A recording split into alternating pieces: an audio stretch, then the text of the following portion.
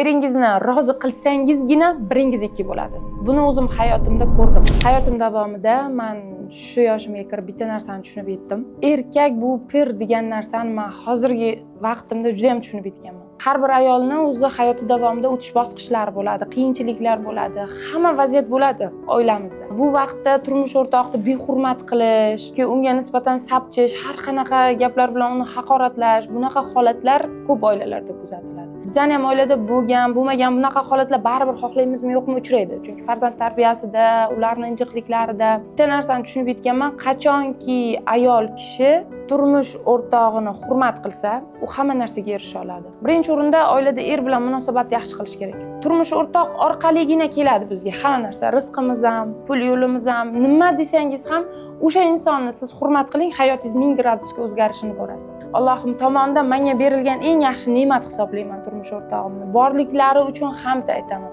Hamma ayollarga ham shu narsani aytaman. Turmush o'rtog'imiz bizga berilgan eng katta sovg'a. Men turmush o'rtog'imga ming rahmat aytaman.